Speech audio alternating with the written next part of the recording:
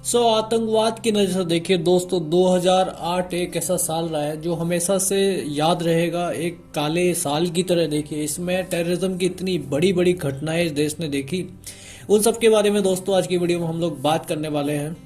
जो पहले मेजर बम धमाके इस साल में नोट किए गए थे, मई में देखिए जैसे ही जयपुर में पहली बार बम ब्लास्ट हुआ था, 9 सीरियल बॉम्ब ब्लास्ट में अराउंड 63 लोगों की डेथ हो गई थी। पूरा देश हिल चुका था, बहुत बहुत ही बुरा माहौल था। और जैसे ही थोड़ा आगे बढ़े, जुलाई में अनदर केस हुआ हमारे कर्नाटका में। बैंगलोर में देखिए 9 सीरियल ब्लास्ट अगेन हुए, फिर से कुछ लोगों की डेथ हो जाती है। पूरा तहलका मच चुका था। केंद्र में बैठी यूपीए 2 देखिए, मनमोहन सिंह की जो सरकार थी वो पूरी तरह से परेशान हो चुकी थी। आने वाले साल इलेक्शन होने वाले थे। जैसे ही सिचुएशन को कंट्रोल करने की कोशिश की जा रही थी, विद इन डेज देखिए जुलाई में गुजरात में नॉन स्टॉप 21 जगह बॉम्ब ब्लास्ट हुए। पूरी तरह से हिल चुकी थी फाइनेंशियल कैपिटल जो गुजरात स्टेट है उसकी। 56 लोगों की मौतें हो चुकी थी, 200 लोग बहुत गंभीर तरह से घायल हो चुके थे। एक इतने डर का माहौल बन चुका था। देखिए इस साल में इसका मतलब पता नहीं था ये किस तरह का माहौल हो चुका था।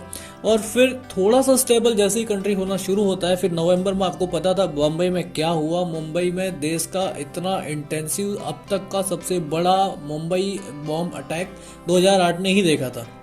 इस तरह के अटैक्स जब भी होते तो देखिए जो अटैक्स करवाता है वो किसी ना तरह से क्लेम करता है कि ये अटैक मैंने किया था। ये गुजरात के जो हैवी अटैक हुए थे, इसकी जिम्मेदारी ईमेल्स के थ्रू इंडियन मुजाहिदीन ने ली थी। साथ ही साथ में हरकत उल जिहाद अल इस्लामी नाम का एक और ऑर्गेनाइजेशन था जिसने इसकी रिस्पॉन्सिबिलिटी क्लेम की थी, या वो ऐसा बोल रहा था कि ये अटैक मैंने किया है। इन गुजरात अटैक्स में मेनली जो टारगेटेड अटैक्स थे वो ऐसी जगहों को बनाया गया था जहाँ पे काफ़ी क्राउड रहता है। म्युनिसिपल बसेस जो रहती है उसको स्पेशली टारगेट किया था। ये 2 बॉम्ब ब्लास्ट में बस के काफ़ी नियर हुए थे, कुछ हॉस्पिटल्स के पास हुए थे। कुछ केसेस में तो ऐसा देखा गया था जो बॉम्ब के विक्टिम है उनको जब हॉस्पिटल ले जाया गया तो हॉस्पिटल में भी बॉम्ब था और वहां पे एक बॉम्ब फटा। पूरे ब्लास्ट की न्यूज जैसे ही दुनिया में फैले, देखिए दुनिया भर से मैसेजेस आना शुरू हुए। उस टाइम पे आपको पता होगा पाकिस्तान के प्राइम मिनिस्टर यूसुफ रजा गिलानी थे। इन्होंने भी ट्वीट करके काफ़ी संवेदना जाहिर की थी कि ये ऐसा नहीं होना चाहिए, वो शांति के साथ है। अभी वो शांति का कितना साथ देता है पाकिस्तान वो तो आप सभी को पता ही है दोस्तों। आज जो खबर देखिए निकल के आ रही है, जो कन्विक्शन दिया गया है, ये इसी बॉम्ब ब्लास्ट को रिलेटेड है। इस बॉम्ब ब्लास्ट में अराउंड 35 केसेस जो अलग अलग सेपरेटली चल रहे थे, इनको कंबाइन करके स्पेशल कोर्ट की हियरिंग में लाया गया। AR पटेल जो जज थे इस केस के, ये इन्होंने फाइनली वर्डिक्ट सुनाया है। आपको पता होगा ये 2009 से लगभग 13 साल से ये केस चल रहा है। सितंबर 2021 यानी कि कुछ महीने पहले ही इसकी हियरिंग कंप्लीट हुई थी। और 8 फरवरी 2022 को देखिए कोर्ट ने 28 लोगों को जो सबूत हैं वो नाकाफी या नॉट गुड एनफ होने के नाम पे उनको रिलीज कर दिया था और 49 लोगों को कन्विक्ट बनाया था, उनको जिम्मेदार बताया था इन बॉम्ब ब्लास्ट का।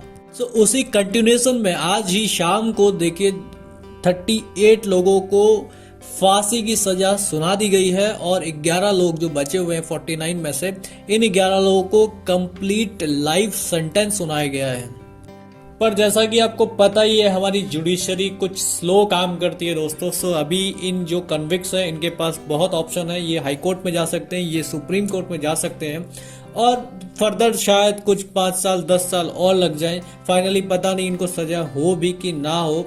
ये जो 56 लोग मारे गए, 200 लोग घायल हुए बम ब्लास्ट में, इनके जो विक्टिम्स हैं इनकी यही दुआ रहेंगी या पूरे देश की यही दुआ रहेगी कि ये जो कन्विक्शन है ये फाइनली सारे फेजेस क्लियर करे और फाइनली एक जजमेंट है वो पास हो, वो डिलीवर हो, वो ग्राउंड पे इम्प्लीमेंट हो।